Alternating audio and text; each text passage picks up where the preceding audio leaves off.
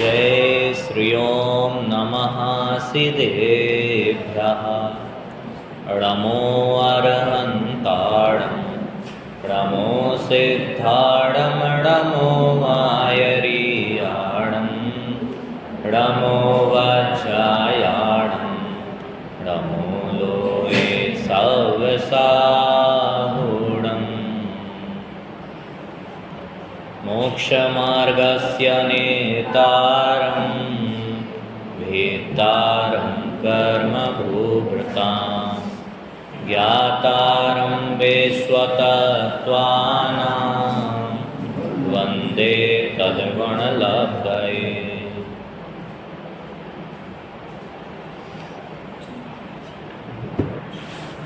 आत्माराधना का ये उत्सव जिसमें विगत दिनों से हमारी चर्चा सायंकालीन बेला में 10 धर्म और कर्म सिद्धांत के ऊपर चल रही है। आज कौन से धर्म का दिन है?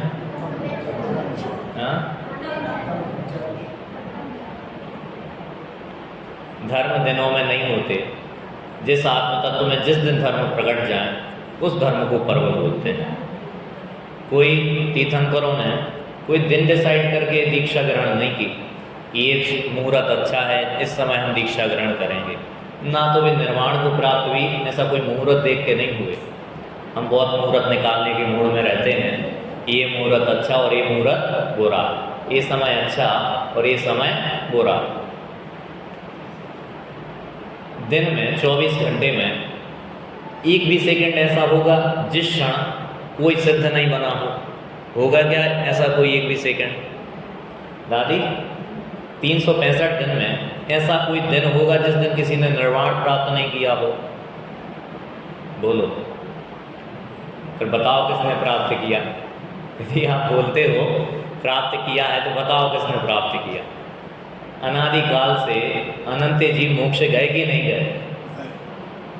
एक भी दिन ऐसा नहीं है जिस दिन कोई मोक्ष नहीं गया। 365 दिन का एक सेकंड ऐसा नहीं है जिस क्षण कोई मोक्ष नहीं गया। एक सेकंड। इसलिए कौन मुहूर्त अच्छा कौन मुहूर्त बुरा तो हमारे परिणाम के अनुसार हम डिसाइड कर लेते हैं। इसलिए जिस क्षण आत्म तत्व में सम्यक्त्व आदि गुण प्रकट होते हैं वो क्षण अच्छा हो जाता है, वो पर्व कहलाता है। आप पर्व इसलिए तो मनाते हैं कि इस दिन भगवान को निर्वाण हुआ था, निर्वाण हुआ था इसलिए पर्व मनाते हैं। उस दिन हुआ था इसलिए नहीं। किसी और दिन होता तो हम निर्वाण मनाते। जिस दिन उनने परम पद को प्राप्त कर लिया वो तिथि मंगलमय हो जाती है, उस तिथि को पर्व कहते हैं। इसलिए दिनों में पर्व नहीं होता। आत्म तत्व के अवलोकन से जिस क्षण अनुभूति प्रकट होती है तब पर्व का प्रारंभ होता है। हम समझने के क्रम में आज उत्तम ब्रह्मचर्य धर्म को समझ रहे हैं। जो चर्चा कल हमने उत्तम आकिंचन धर्म में की थी लगभग वही चर्चा इसके प्रकरण में भी है, क्योंकि कल भी हमने वही बात कही थी। आकिंचन धर्म में नास्ति से बात की है और ब्रह्मचर्य धर्म में अस्थि से बात की है। ठीक है ना? कि जो परद्रव्यों से भिन्न परिग्रह से रहित निःशुद्धात्म तत्व है वो उत्तम आकिंचन धर्म में बात की। ब्रह्मचर्य धर्म में सीधा आत्मा को पकड़ लिया कि ब्रह्मचरति इति ब्रह्मचर्य। जो ब्रह्म मतलब आत्म तत्व में लीन होता है उसको ब्रह्मचर्य कहा है। पूजन की पंक्ति में भी दोनों को ही लिया, ब्रह्म भाव अंतर लगो, सील बाढ़ नो राख और ब्रह्म भाव अंतर लगो, कर दोनों अभिलाप। निश्चय से तो आत्म तत्व की लीनता का नाम ब्रह्मचर्य धर्म है। व्यवहार से सील आदि जो बाड़ें होती हैं उनका पालन करना तो व्यवहार से ब्रह्मचर्य धर्म है। जो ब्रह्मचर्य संज्ञा है वो तो बाह्य आचरण के आधार पर ही होती है। ठीक है ना? उसमें आत्मलीनता वो है, वो होनी चाहिए, लेकिन हम दूसरे की आत्मलीनता पता कैसे करें? एक कोई मुनिराज हैं, ठीक है ना? मुनिराज मतलब वे बाह्य में नग्न दिगंबर हैं, 28 मूल गुणों का निरतिचार पालन करते हैं। निरतिचार, कोई दोष नहीं लगाते, वन में रहते हैं। उत्कृष्ट भोजन का त्याग है उनके, 4 हाथ जमीन देखकर चलते हैं, लेकिन उन्हें सम्यक दर्शन नहीं है। आप कैसे पता करोगे? क्रियाओं से सम्यक दर्शन कहाँ पता चलता है? भाभी जी बोलो, कैसे पता करोगे? बोलो आंटी। हम नहीं पता कर सकते, ना हमें पता चलेगा। गुरुदेव कहते थे कि शरीर की चमड़ी होती है तो उसमें मिर्च नमक भर दो, ऐसे द्रव्यलिंगी होते हैं कि आँख का कोर लाल ना हो, ऐसे सहनशील होते हैं। द्रव्यलिंगी कई गुण स्थान वाले मुनिराज होते हैं। पहले गुण स्थान वालों को भी द्रव्यलिंगी कहते हैं, चौथे गुण स्थान वालों को भी, 5वें गुण स्थान वालों को भी, और 6ठे गुण स्थान वाले भी द्रव्यलिंगी होते हैं। द्रव्यलिंग मतलब भ्रष्ट नहीं होता, ठीक है ना? कोई ऐसा समझ लेवे कि द्रव्यलिंग मतलब भ्रष्ट होता है, ऐसा अर्थ नहीं है। द्रव्यलिंग मतलब कसायों के अभाव में जो वीतरागता प्रकट हुई है, उस वीतरागता के साथ जो बाहर में आचरण दिखाई देता है, उसको कहते हैं द्रव्यलिंग, ठीक है ना? तो भावलिंगी संतों के बाह्य आचरण होता है कि नहीं होता? होता है कि नहीं? होता है, उनके भी होता है बाह्य आचरण, क्यों नहीं होगा? वे भी शास्त्र लिखते ही हैं, आहार विहार करते ही हैं, ये उनका आचरण है, ये उनका द्रव्यलिंग है। लेकिन कुछ मुनिराज ऐसे भी होते हैं जिनका मात्र बाह्य आचरण होता है, अंतर में वीतरागता नहीं होती। तो जिनवाणी में कहा कि द्रव्यलिंग अकेला कार्यकारी नहीं है। ऐसे कौन होंगे? 5वें गुण स्थान वाले, मतलब जिनकी 2 कसाय चौकड़ी का तो अभाव हो गया है, लेकिन मुनि पद की योग्य विशुद्धि नहीं हुई है, लेकिन बाह्य में मुनि अवस्था अंगीकार किए हुए हैं। तो ऐसे 5वें गुण स्थान वाले हो गए। कुछ चौथे गुण स्थान वाले भी होंगे कि जिनकी कसायों का तो 1 कसाय चौकड़ी का अभाव हुआ, मिथ्यात्व भी नहीं है उनके, लेकिन 3 कसाय चौकड़ी की योग्य जो वीतरागता होनी चाहिए थी, वो उनके नहीं है, इसलिए वे चौथे गुण स्थान वाले द्रव्यलिंगी हैं। कोई पहले गुण स्थान वाले भी होते हैं। कौन से गुण स्थान वाले? जो मात्र बाह्य आचरण पालन करते हैं, लेकिन जिन वाणी में जैसा आचरण बताया वैसा पालन करते हैं। 28 मूल गुणों का निरतिचार, हंसते नहीं हैं, लोगों से लोक व्यवहार की बातें नहीं करते, चलते हुए किसी से बातें नहीं करते। यदि भी चलते हुए बात करें फिर उन्हें जमीन नहीं दिख पाएगी उन्हें, क्योंकि उपयोग एक बार में एक जगह लगता है। क्षयोत्तम ज्ञान का ऐसा ही स्वरूप है, एक बार में उपयोग एक जगह लगता है। आप टीवी देखते हो तो देखते और सुनते दोनों हो कि मात्र देखते हो कि सुनते हो? हमें लगता है हम देख और सुनते एक साथ है, ऐसा नहीं होता। जब आप देखते हो तब आप सुनते नहीं हो, जब आप सुनते हो तब आप देखते नहीं हो। उपयोग का पलटना इतना सूक्ष्म होता है कि हमें लगता है कि हम एक ही समय में देख और सुन दोनों लेते हैं। यदि मुनिराज चलते हुए बात करेंगे तब उनकी दृष्टि जमीन पर नहीं रहेगी, फिर ईर्ष्या समिति से वे भ्रष्ट हो जाएंगे। बात समझ में आ रही है? इसका अर्थ क्या है? जो पहले गुण स्थान वाले भी हैं ना, मिथ्या दृष्टि, उनका भी ऐसा आचरण हो सकता है, बिल्कुल निरतिचार, कोई दोष नहीं लगाते हुए अपने आचरण में। लेकिन जनागम कहता है, जिनकी अपन ने छेड़ाला में चर्चा की ना, मुनि व्रत धार अनंत बार ग्रह वे को बजाए पहने जे आत्म ज्ञान बिना सुख लेस न पाए। वे मुनिराज ऐसे नहीं होते, ऐसा आचरण पालन करते हैं कि तीनों लोगों के जीव बंधन करने आ जाए, ऐसा आचरण होता है उनके। कोई कह नहीं सकता कि ये मिथ्या दृष्टि है, कोई नहीं कह सकता। देख के वन में रहते हैं, उन्हीं आत्मा की चर्चा करते हैं, ऐसा नहीं लोक व्यवहार की चर्चा नहीं करते, आत्मा की ही चर्चा करते हैं, ग्रंथों को पढ़ते पढ़ाते हैं, लेकिन मिथ्यात्व उनके अंदर में रहता है, इसलिए वे निर्वाण को प्राप्त नहीं होते। ऐसे मुनिराज मिले तो उन्हें नमस्कार करना कि नहीं? प्रश्न है सबसे, भाभी बताओ, नमस्कार करना कि नहीं? नहीं करना? आंटी बताओ। देखो एक बात याद रखना, हम किसी का सम्य दर्शन पता नहीं कर सकते, ठीक है ना? मिथ्या दर्शन जरूर पता कर सकते हैं।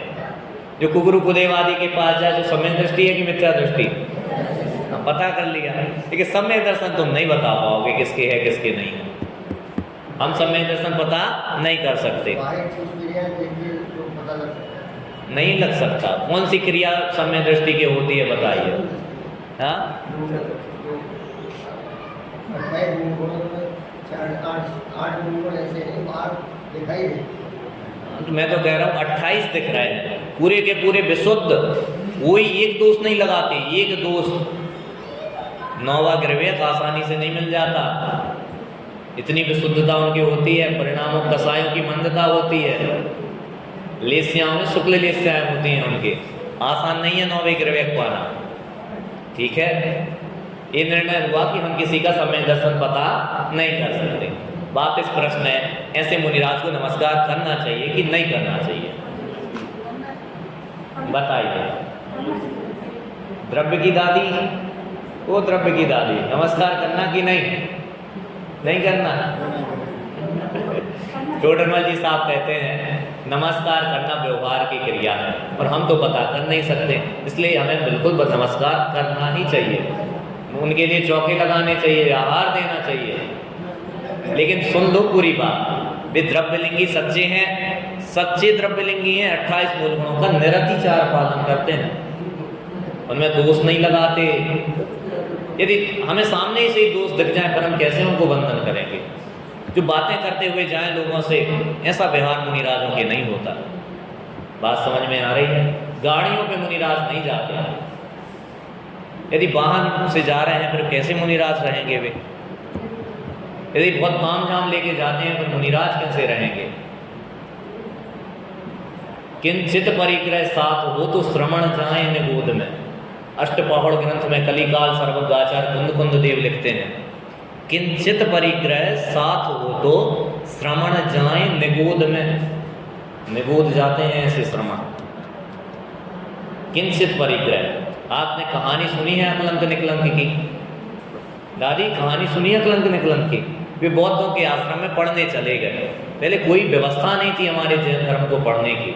आप सोच सकते हो कैसा समय आया होगा, कितना भयानक काल। जैन देख के मार दिए जाते थे, जो पानी छाने ना उसको मरवा देते थे। ऐसा ऐलान कर दिया जो रात को भोजन नहीं करे सबको मार देना। तो जैनी लोग रात को बर्तन बजाते थे, चूल्हे में आग करते थे, भोजन नहीं करते थे, भूखे रहते थे, एक ही टाइम भोजन करते थे। ऐसा समय आया है। जैन शासन पढ़ने वाला पढ़ाने वाला कोई नहीं था। भट्ट अकलंक देव हुए, उन्हें तीव्र जिज्ञासा जागी कि मैं जिनवाणी पढ़ के पूरे देश में जैन शासन का डंका बजाना चाहता हूँ। तो पढ़ाएगा कौन जैन शास्त्रों को?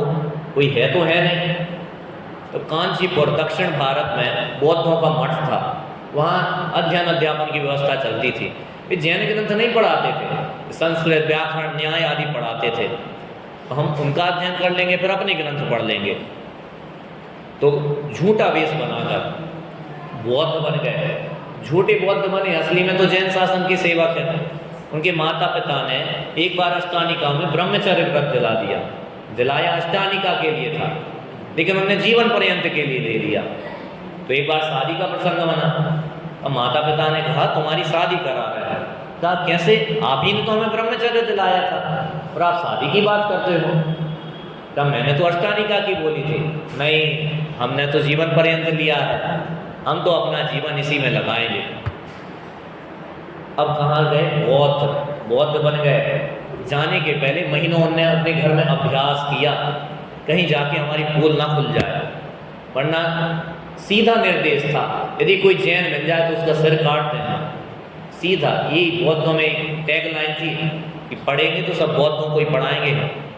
1 महीने अभ्यास किया। पता है क्या अभ्यास किया? रात्रि भोजन का अभ्यास किया। आप सोच सकते हो अकलंक निकलंक ने रात्रि भोजन करने का, क्योंकि बौद्ध मठ में दिन में तो भोजन मिलता नहीं होगा। आपको लगता है शाम सूरज ढलने के पहले भोजन देते होंगे वे? रात्रि भोजन का अभ्यास किया, घास पे चलने का अभ्यास किया, बुद्धम शरणम गच्छामि इसका अभ्यास किया। कहाँ सच्चे देव शास्त्र गुरु के सिवा मस्तक नहीं झुकाने की प्रतिज्ञा थी। आप सोच सकते हो, बुद्ध की शरण में मैं जाता हूँ। कौन है वे बुद्ध? राग देश से आपूरित हैं, उनकी शरण में जाने की बात कर रहे हैं। जमीकंद खाने का अभ्यास किया। आप सोच सकते हो आपको झूठी लग रही होंगी बातें, ये ऐसा कैसे हो सकता है। अब व्यवहारिकता की बात करो, बौद्ध मठ में जाओगे तो आपको बौद्ध के अनुसार काम करना पड़ेगा कि जैनों के अनुसार? बौद्धों के अनुसार ही तो चलना पड़ेगा। कहीं हम भावों में दया का भाव ना आ जाए, इसलिए निर्दयता जीवन में अपनाई। यही चीटी देख के दया का भाव आ गया, वो पहचान गए। फिर ऐसा अभ्यास किया, हम त्यागी व्रती बनने का अभ्यास करते हैं, फिर त्याग व्रत छोड़ने का अभ्यास किया। फिर जब लगा कि अब हम तैयार हो गए हैं, फिर अपना सामान उठाया और बौद्ध मठ पहुँचे। गुरु ने आते ही पूछा, जैन तो नहीं हो गए? डर गए, लेकिन अकलंक निकलंक थे। अकलंक जानते हो कौन है? एक बार जो बात सुन ले में सब याद हो जाता है, दोबारा पढ़ने की जरूरत नहीं। निकलंक को 2 बार पढ़ने में सब याद हो जाता है, तीसरा पढ़ने की जरूरत नहीं। ऐसे क्षयोपम प्रतिभा के धारी एक बार ग्रंथ के पेज पलटने पड़ते हैं, बस काम खत्म। कहा हम तो बौद्ध धर्म के अनुयायी हैं, हम तो बुद्ध की शरण में आए हैं, बौद्ध धर्म का अध्ययन करना चाहते हैं, सारे विश्व में फैलाना चाहते हैं। 4 साल तक बौद्ध आश्रम में रहे। एक बार गुरुजी पाठ पढ़ा रहे थे, जैनों की समीक्षा कर रहे थे। पहले खंडन वंडन बहुत चलता था ग्रंथों में, एक धर्म वाले दूसरे धर्म का, दूसरे धर्म वाले तीसरे का खंडन करते रहते थे। तो जैन ग्रंथों का खंडन कर रहे थे। जीवा अस्ति जीवा नास्ति, जीव है जीव नहीं है, ऐसा उनकी किसी प्रतिलिपि में लिखा होगा। गुरुजी पढ़ा रहे थे, पढ़ाते पढ़ाते उन्हें अर्थ भाषित नहीं हुआ। जीव है जीव नहीं है, ये क्या बकवास है, या तो है या नहीं है, ये कुछ होगा। गुरुजी को अर्थ पता नहीं चला, तो सिर दर्द का बहाना बनाया कि सिर दुख रहा है, चलो अपन कल पढ़ेंगे। चले गए। निकलंक ने अकलंक देव से बोला, भैया इसमें एक शब्द छूट गया है। ने कहा शांत रहो, अभी कुछ नहीं बताना है। जब सब चले गए, गुरुजी चले गए, सारे बच्चे चले गए, चुपके से गए, बीच में एक स्यात पद डाल दिया। स्यात जानते हो, इसकी चर्चा हमने कल की थी। हमारी सारी जनवाणी स्यात पद से मुद्रित है, सील लगी हुई है स्यातवाद की। स्यात शब्द बीच में डाल दिया। अगले दिन गुरुजी आए पाठ पढ़ाने के लिए। पढ़ा, जीवा स्यात अस्ति अजीवा स्यात अस्ति, जीवा स्यात नास्ति। जीव किसी अपेक्षा से है और जीव किसी अपेक्षा से नहीं है। जानने देखने वाला इसलिए जीव है, देह आदि में रहता है तो हम कह देते हैं कि अजीब हो गया, क्योंकि वो अपना काम नहीं करता। ये कथन पद्धति है। अब गुरुजी को डाउट होने लगा, कल तो ये शब्द नहीं था, जरूर कोई जैनी घुस के आया, ऐसे तो नहीं है कोई डाल। बौद्धों में तो इतना दिमाग नहीं है कि ये स्यात पर डाल देगा, जरूर कोई जैनी धोखे से घुस आया है। क्योंकि राजा ने बौद्ध धर्म का संरक्षण किया, इसलिए सब उनके ही मठ थे, सब चलाने वाले भी लोग थे, इसलिए उनकी आज्ञा चलती थी। तब सोचा कि कोई ना कोई पकड़ में आ जाए। अरहंत प्रतिमा मंगाई गई। कौन सी प्रतिमा?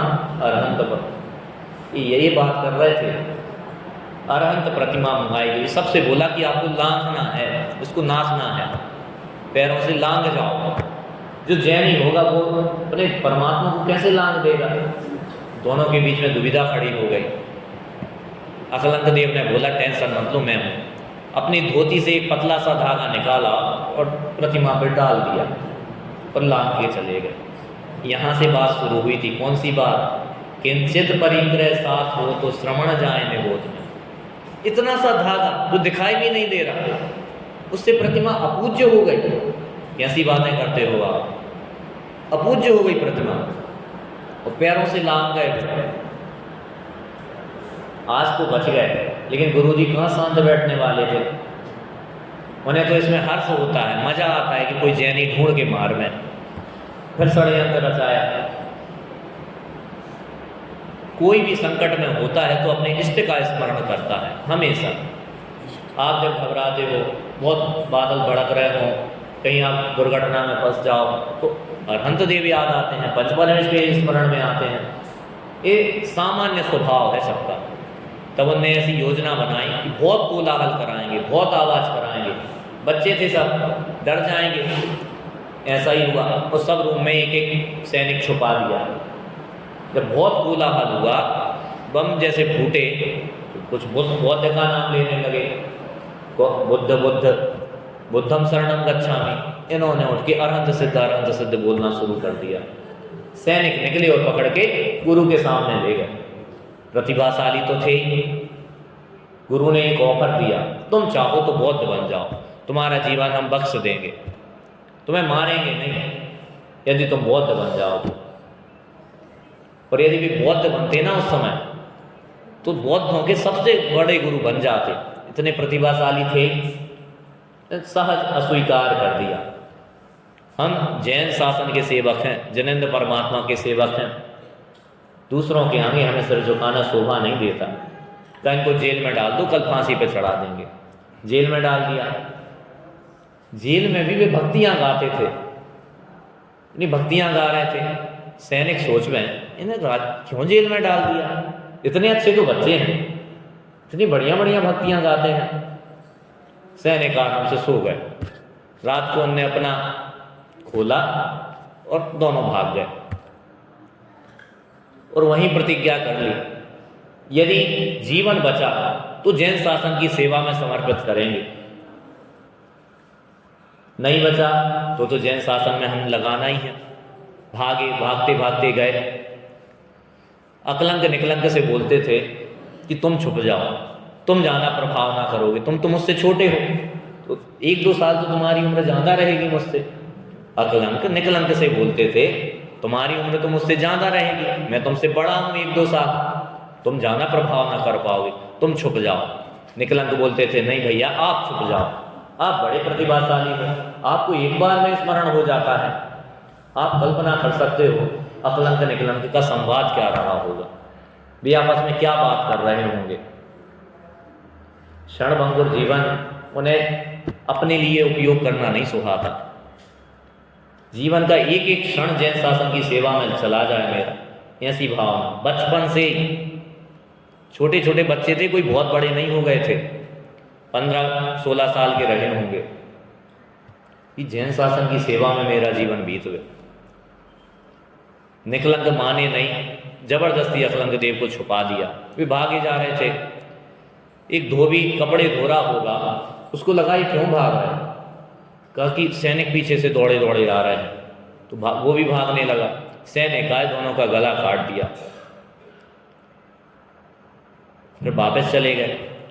अकलंक देव झाड़ियों से निकलकर आए, निकलंक देव का गला हाथ में लिया, अपने आंसू नहीं रोक पा रहे। जैन शासन की सेवा में अपना जीवन बलिदान कर दिया। इसलिए जो नाटक करते हैं ना, उसका नाटक का नाम बलिदान रखते हैं। ये जैन शासन के लिए बलिदान दिया है उन्होंने। कितने छोटे बच्चे हैं, बहुत कुछ ज्ञान हो ऐसा अपन नहीं समझते। उसी क्षण प्रतिज्ञा की कि बौद्धों को समूल नष्ट कर देंगे। उसके बाद जिन दीक्षा धारण की और अध्ययन किया, वो उसी नगर में जो राजा की रानी थी, 2 रानियां थी, एक बौद्ध रानी थी, एक जैन रानी थी। विवाद हो गया कि आराधना के पर्व में जैनों का रथ पहले निकलेगा कि बौद्धों का रथ पहले निकलेगा। बात चली कि बात विवाद करा लो, जो जीतेगा उसका रथ पहले निकलेगा। अकलंक देव खुद आ गए। अकलंक देव एक तरफ बैठते थे, दूसरी तरफ बौद्ध गुरु बैठते थे। पहले तो वो ही बैठे, खूब जब उनकी चली नहीं तब उनने तारा देवी सिद्ध की और उसको बुला लिया। पर्दा लगा के बात विवाद करते थे कि किसी को पता नहीं चल जाए। लेकिन वो देवी जैन शासन की हितैषी थी, आई और अकलंक देव को बता गई। देवताओं, ऐसा कहा जाता है कि देवता एक बात को दोबारा रिपीट नहीं करते। तो जो बात विवाद में बात चली, अकलंक देव बोले सुनाई नहीं दिया, वापस से बोलो। तो वापस से नहीं बोला। तो राजा से कहा पर्दा हटा के देखो कौन बैठा है। तो पता चला वहाँ कोई था नहीं, वाद विवाद कौन कर रहा था फिर। तो बौद्धों का जब झूठ सिद्ध हुआ तो राजा ने बौद्ध रानी को बहुत डांटा कि ऐसी बेईमानी करते हो तुम बौद्ध लोग, इसलिए जैन शासन का रथ पहले निकलेगा। और आप सोच सकते हो जैन शासन का जब रथ निकला होगा तब सारे नगर में कितनी प्रभावना हुई होगी। लोगों के हृदय अभिलाष से भर गए। बहुत समय बाद ऐसा काल आया है कि जैन सिर ऊंचा करके चल रहे हैं, जैनों का रथ आगे आगे चल रहा है, जिनेंद्र परमात्मा आज भव्य जीवों के दर्शन के लिए निकले हैं।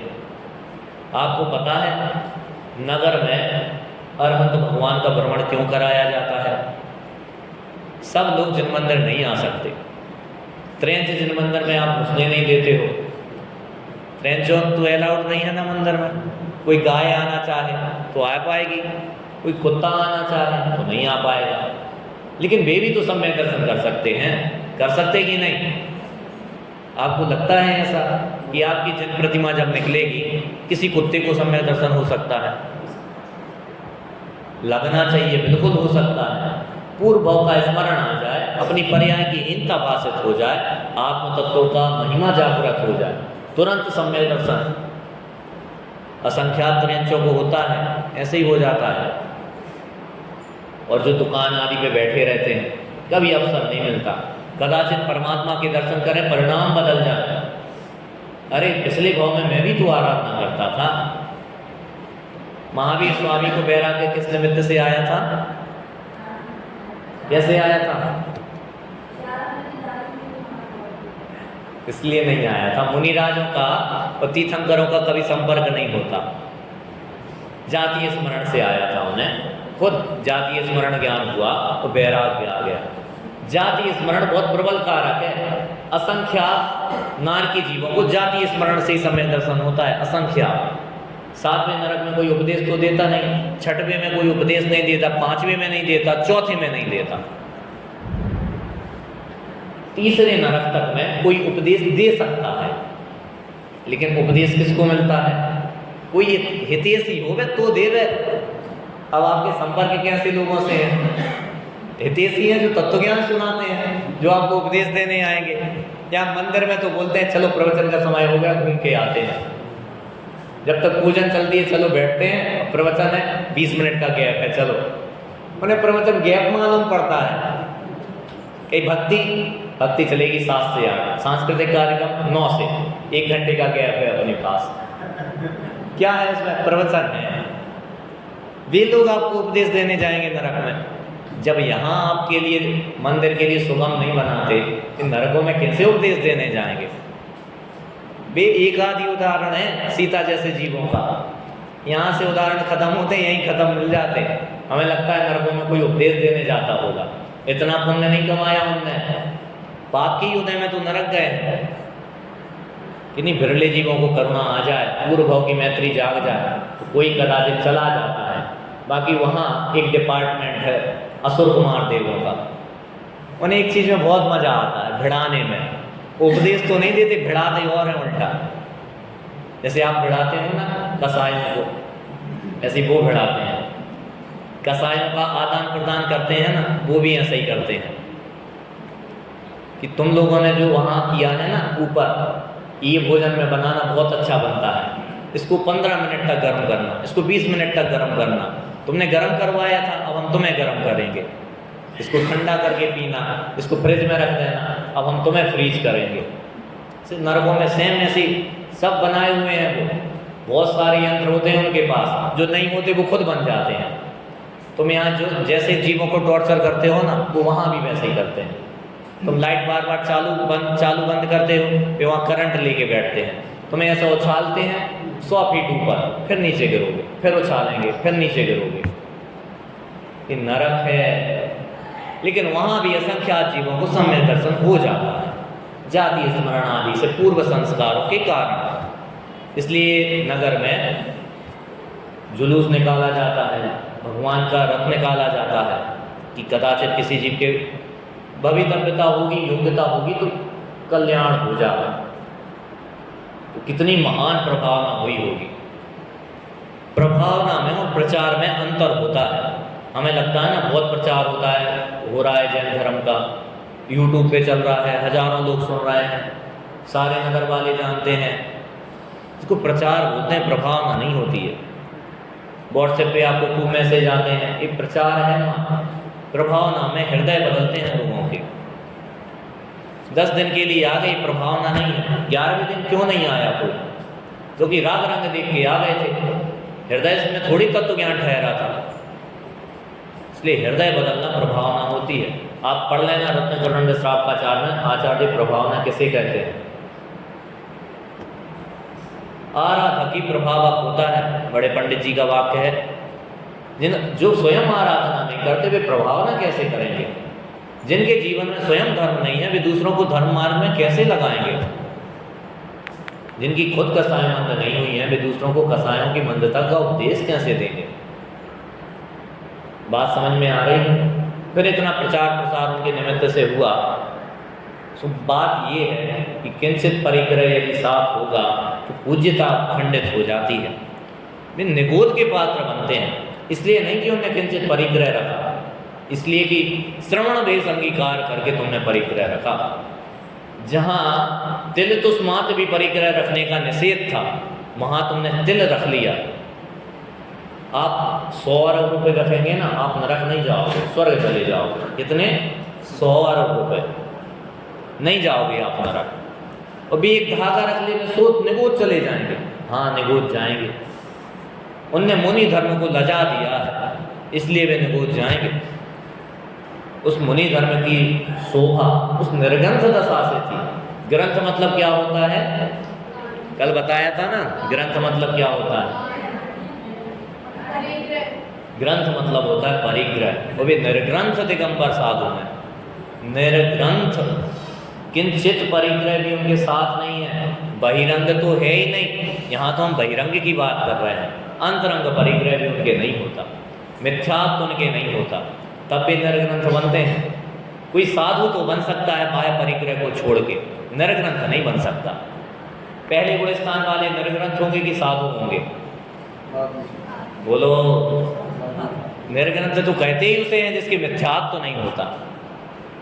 निर्ग्रंथ तो कहते ही उसे हैं जिनकी 4 कसाएं नहीं, जिनकी 9 कसाएं नहीं होती।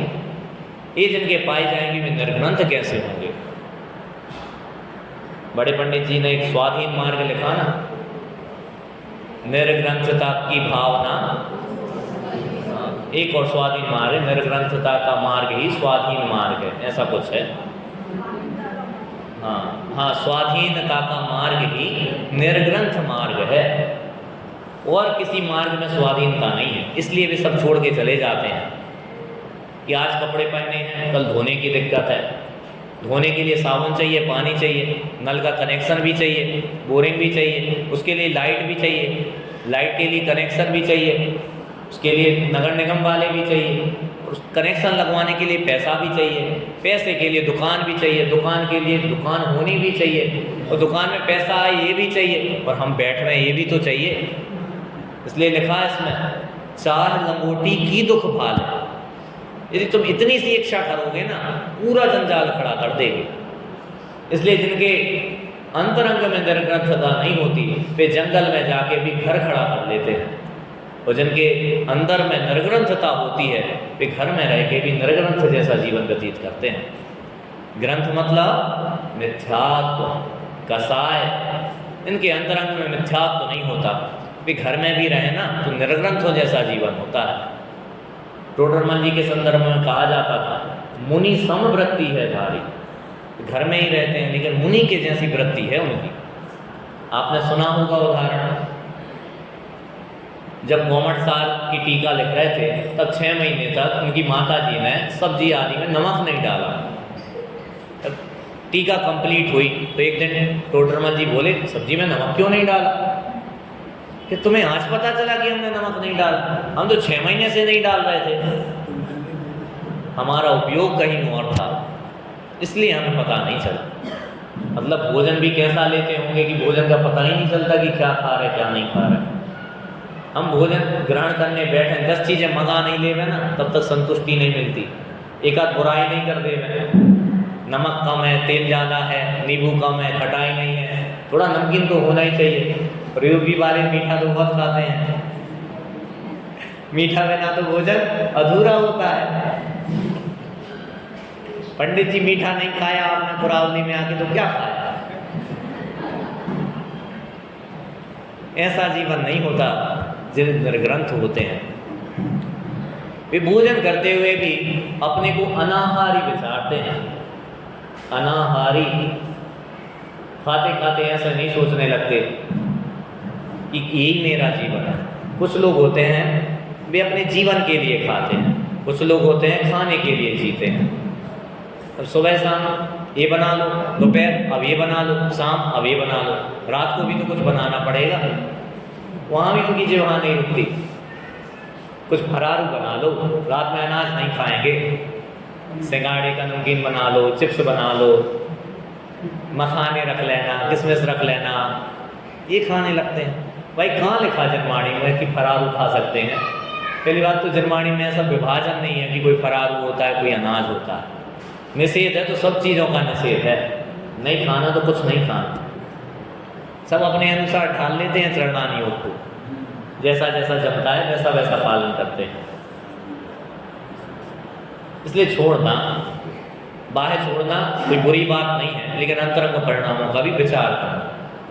वे लोग अच्छे हैं जिन्होंने कुछ छोड़ा है उनसे जिनने कुछ नहीं छोड़ा, ठीक है ना।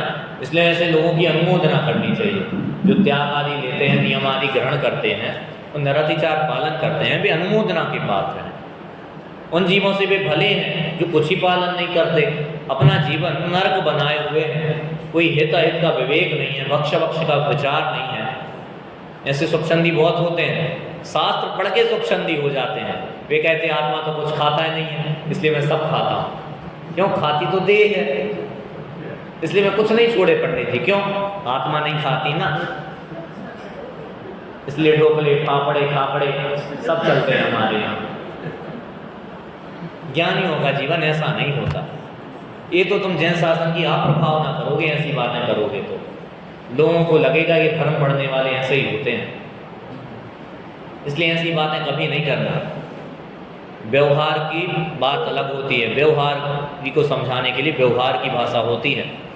खान पीना ये व्यवहार है, ये आत्मा की बात नहीं है। कोई तुमसे नाम पूछे तो नाम बताओगे कि नहीं? बोलो। पर्व रेलवे स्टेशन पे पुलिस वालों ने तुम्हें रोक लिया, तुम शिविर में शुद्धात्म में मेरा नाम पढ़ के आए थे, पूछा क्या नाम है तुम्हारा, तो क्या बताओगे नाम? शुद्धात्म है। इस शुद्धात्म को जेल में डालो पहले, बाद में इससे बात करेंगे। अरे ऐसा नहीं होता। व्यवहारियों को व्यवहार की भाषा में समझाया जाता है। ये तुम्हारा स्वरूप है शुद्धात्म, दुनिया भर में बखेड़ा करने के लिए नहीं है, ये आनंद लेने के लिए है। ये तो तुम्हें बार बार याद इसलिए कराते हैं कि कुछ तुम्हें विचार चले, ठीक है ना। इसलिए कोई अपना नाम बता देगा तो उसको बहिरात्मा मत कह देना, ये तो शरीर को अपना मानता है। सम्यक दृष्टि से अपना नाम पूछोगे तो बताएगा ही वो। तो भरत जी से नाम पूछते आपका नाम क्या है, तो वे क्या बताते? अरे भरत ही तो बताते, और ये कहते आदिनाथ का पुत्र हूँ मैं। आदिनाथ के वे तो भगवान है, भगवान के बेटे कब से होने लगे? तुम इतना नहीं जानते, कोई भूत निगम नहीं भी होता है। मुझे भी तो सब ऐसा ही कहते हैं, भरत चक्रवर्ती कहाँ से मोक्ष गए, कहते कि नहीं? आप नहीं कहते भरत चक्रवर्ती कहाँ से मोक्ष गए? गौतम गणधर वे तो मोक्ष चले गए, कहाँ गणधर हैं अभी? ये कहते ही हैं। नैगम नहीं ऐसा है, भूत पर्याय को वर्तमान में प्रेजेंट करके बात कह देता है। हम ब्रह्मचर्य की बात कर रहे हैं कि ब्रह्म में चरण करना वही ब्रह्मचर्य है। दूसरे पदार्थों में हमें भ्रमण नहीं करना चाहिए। जिनके मिथ्यात्व टूटता है तो वे ब्रह्म में आ जाते हैं। याद रखना, बाह्य आचरण पर ही ब्रह्मचर्य संज्ञा होती है। आत्मलीनता से ब्रह्मचर्य नहीं कहलाता कोई, ठीक है ना। चौथे गुण स्थान वाला आत्मा में लीन हुआ है, लेकिन वो ब्रह्मचारी नहीं है। क्यों? यदि ऐसा मानेंगे तो फिर 96,000 रानियों के साथ उसको ब्रह्मचारी कहना पड़ेगा, क्योंकि चौथा गुण स्थान है। आत्मा को उसने जाना कि नहीं जाना? जाना है। 100 धर्मेंद्र, 40 नील रानियां होती हैं उसकी, 40 नील। क्या एक समय में जो बूढ़ी होती जाती है ना, बूढ़ी मरती जाती हैं, उनकी आयु कम होती है, पल्ले में उनकी आयु होती है 100 धर्मेंद्र की 2 सागर की होती है। उसके जीवन में कई रानियां मर मर के आके यहाँ से जन्म लेके मोक्ष चली जाती है। वो ही ऊपर से आके यहाँ उत्सव मनाता है, हमारी भूतपूर्व पत्नी को आज निर्वाण हो गया, मनाता कि नहीं? 100 धर्मेंद्र की सारी रानियां एक भव अवतारी होती हैं, यहाँ से वहाँ से आके यहाँ जन्म लेती हैं, मोक्ष चली जाती हैं। बात समझ में आ रही? तो 100 धर्मेंद्र के सामने ही मोक्ष चली जाती हैं। वो 100 धर्मेंद्रों का निर्वाण महोत्सव मनाने आता है, वो आत्मा का अनुभव करता है कि नहीं, सम्यक दृष्टि है, तो उसको ब्रह्मचारी कहना पड़ेगा। यदि मात्र आत्मा के अनुभव को ब्रह्मचर्य कहोगे तो ये आपको स्वीकृत तो नहीं होगा। इसलिए ब्रह्मचर्य संज्ञा प्रतिमाओं में भी 7वीं प्रतिमा से शुरू होती है, जिनने स्वास्त्री को भी छोड़ दिया है, ठीक है ना। और पूर्ण निर्ग्रंथों की तो ब्रह्मचर्य संज्ञा है ही, इसलिए बाह्य आचरण भी पूज्य होता है क्योंकि वो बाह्य की क्रिया है। लेकिन बाह्य आचरण के साथ यदि आत्मलीनता होवे तो वो शोभादायी है, वो कार्यकारी है। मात्र बाह्य आचरण कार्यकारी नहीं होता। कुछ पुण्य मिल जाएगा लेकिन उसकी क्या दम है, कोई दम नहीं है। यदि आत्मलीनता के साथ बाह्य आचरण थोड़ा भी हो गए तो बहुत फलदायी होता है। ये उत्तम ब्रह्मचर्य धर्म की बात है, थोड़ा कहा है, आप उसको विशेष समझना। चलिए, हम अपने कर्म सिद्धांत की चर्चा कर रहे थे। दुख का मूल कारण क्या है? कहा दुख का मूल कारण भाव कर्म है। 9 कर्म में हम बदलाव नहीं कर सकते, क्योंकि भी किसके नौकर हैं?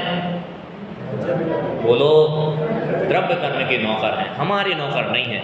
इसलिए हमारी उनमें चलती नहीं है, हमारी चलती भाव कर्म में है। भाव कर्म हमारे अनुसार होते हैं, इसलिए 9 कर्म में बदलाव का निषेध किया है। हमें अपनी बुद्धि 9 कर्म के अनुसार नहीं चलानी है, हमें खुद अपने भाव कर्म तैयार करने हैं। उसके अनुसार चलते रहेंगे तो हम तो पराधीन हो जाएंगे।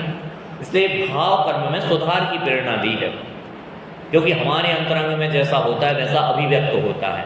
चाय का उदाहरण दिया था आपको, पूछा था चाय क्यों गिरी? अरे पूछा था कि नहीं? आपका आंसर क्या था? चाय क्यों गिरी? हाँ, धक्का लगा इसलिए गिरी ना?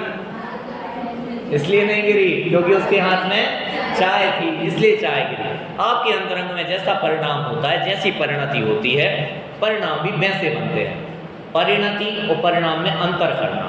परिणाम क्षणिक होता है तो तत्काल में आ जाए, परिणति थोड़ी लॉन्ग टाइम की होती है, बनी रहती है, ठीक है ना। जिनका तत्व ज्ञान का अभ्यास है वे अचानक से क्रोधी नहीं होते। कोई धक्का मार देना, पीछे देख के आंखें नहीं फाड़ने लगते, किसने धक्का दिया, अभी निपटेंगे तुमसे, ऐसे नहीं होते। ये सहज रहते हैं, फिर खुद आगे से सॉरी बोल देते हैं, धोखे से लग गया। उन्हें तुरंत क्रोध का परिणाम क्यों नहीं आया? राह चलते आदमी को आप धक्का दे के देखना, फिर आपको उसका परिणाम पता चलेगा। वो तुरंत आपसे गाली गलौज करने लगेगा। एक व्यक्ति को तुरंत क्रोध आया, एक को नहीं आया, दोनों को लगा धक्का ही है। दोनों में अंतर किस बात का रहा?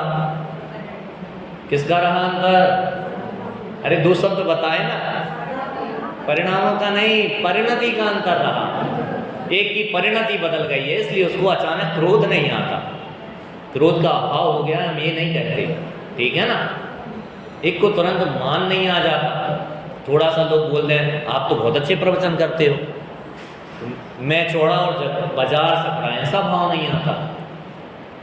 और कोई नहीं भी गाता हो, बोल दे तुम बहुत अच्छा गाते हो भाई, हाँ वो तो मुझे पता था, किसी ने नोटिस नहीं किया आज तक। ये माइक देते कहाँ हैं अंकल जी? माइक दिया होता ना तो पता चलता, सबसे बड़ी पूजन यही होती, पूरा मंदिर फुल। ऐसे भाव दोनों एक ही बात कही, दोनों के परिणाम अलग क्यों है? क्योंकि परिणति का अंतर है, और परिणति एक दिन में नहीं बदलती, निरंतर अभ्यास से बदलती है। लौकिक में भी कहते हैं ना, करत करत अभ्यास के जड़मती होत सुजान, रसरी आवत जात तय सिल पर पड़त निशान। आप निरंतर अभ्यास करोगे तो पत्थर पर भी निशान बन जाते हैं। ज्ञानाभ्यास करो मन माही, ज्ञान का अभ्यास करना चाहिए। किसका अभ्यास करना है? ज्ञान का अभ्यास। आप जनवाणी को पढ़ो, डेली पढ़ो, अध्ययन करो, प्रथमान योग का अध्ययन करो, महापुरुषों की कथाएं विचारो, उनका जीवन आप सुनो, तब आपकी परिणति बदल जाएगी।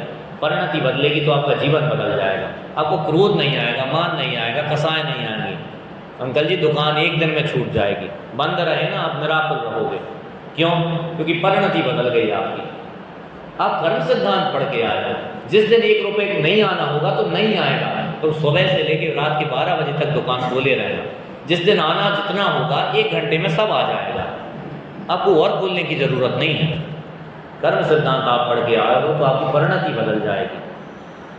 इसलिए परिणति बदलने की तरफ इशारा है, क्योंकि परिणाम बदलेंगे आपके। हो सकता है आपके साथ गलत हो तो आप तुरंत क्रोधी हो जाओ, लेकिन परिणति यदि आपकी निर्मल होगी तो आप समझ जाओगे 5 सेकंड बाद, 10 मिनट बाद, 1 घंटे बाद, 2 दिन बाद। बहुत लोगों में ऐसी लड़ाई हो जाती है ना कि बात करना बंद कर देते हैं। पंडित जी 40 साल हो गए, उनने चाय के लिए नहीं पूछा था, हम कभी दोबारा उनके घर नहीं गए। उन्होंने हमारे बच्चे को आने का जो पैसा होता ना वो नहीं दिया था, हम दोबारा गए नहीं। 40 साल हो गए। ये ऐसी बातें गौरव से बताता है, ऐसे बड़ा तीर मान लिया है तुमने। छोटी छोटी कसायों में ज्ञानियों को कसाय होती हैं तो क्षणभंगुर होती हैं। भी यदि किसी को डांट दें ना तो जाके क्षमा मांग लेते हैं कि अरे हमने थोड़ा तुमसे तेज बोल गए, माफ़ करना, उस समय परिस्थिति ऐसी बन गई थी, तुम अपने दिमाग पे लोड मत लेना। अरे ज्ञानी गुरु अपने शिष्यों को डांटते भी है ना तो बोल देते हैं कि तुम बुरा मत मानना, लेकिन तुम में ये गलती है, इसको निकालना। तो पहले से आगाह कर देते बुरा मत मानना। अब जो ऐसा बोल के गलती बताएगा उसका बुरा कौन मानेगा? कोई बुरा नहीं मानता। जो भूल बताने वाले तो अच्छे होते हैं, लेकिन तुम भूल बताते कैसे हो? क्यों चप्पल अंदर उतारी, बाहर निकाल, ऐसे भूल बताओगे, कोई चप्पल उतार के मारेगा। अरे भाई ये जन्म मंदिर है, अंदर पहन के नहीं आनी होती है। देखो सब लोग बाहर उतारते हैं, सब इसीलिए तो बाहर उतारते हैं क्योंकि जन्म मंदिर में पहन के नहीं आनी होती है। हाँ आपने अच्छी बात बताई, हम बाहर उतारेंगे, ऐसे स्वीकार करते हैं। आपके बताने के तरीके पर भी डिपेंड करता है आप किससे कैसी बातें करते हैं। इसलिए जिनकी परिणति बदलती है ना उनके परिणाम भी वैसे ही बनते हैं। इन लोगों से, एक मेरे सीनियर हैं, फिर जूनियर से भी आप करके बात करते हैं। छोटे बच्चों से भी आप कहाँ जा रहे हो, आपके भोजन हो गए, आप क्या सुनाओगे? क्योंकि वे दूसरों से जैसा व्यवहार करते हैं लोग उनसे वैसा व्यवहार करते हैं।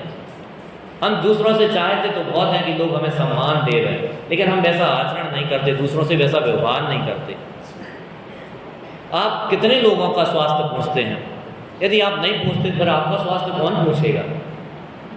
आप जिन मंदिर नहीं आता तो आप क्यों नहीं पूछते कि आज क्यों नहीं आया? ये आपको पूछना चाहिए, तब लोग आपके बारे में पूछेंगे कि आप क्यों नहीं आए, आपके स्वास्थ्य का हाल पूछेंगे। थोड़ा कहा सुझाना समझना, द्रव्य कर्म का जैसा उदय होता है हम वैसा महसूस करते हैं, इसको भी हम समझ चुके हैं। सर्दी गर्मी कोई शाश्वत नहीं होती कि सबको लगे ही सबको नहीं लगे। हम जैसा महसूस करते हैं हमारे लिए वैसी हो जाती है, ठीक है ना। कोई वस्तुएं भी शत्रु मित्र नहीं होती। यशोधर मुनिराज को वे श्रेणी ना शत्रु भासते हैं ना मित्र भासते हैं, वे उनको मात्र एक धर्मात्मा महसूस करते हैं या एक श्रावक देखते हैं। वस्तुएं कोई हितकारी अहितकारी नहीं होती, हम उन्हें जैसा मानते हैं वैसी हो जाती है। कोई हमें दुश्मन लगता है, यही है वो व्यक्ति जो सारे फालतू के काम करता है, ये व्यक्ति है जो अच्छे काम करता है।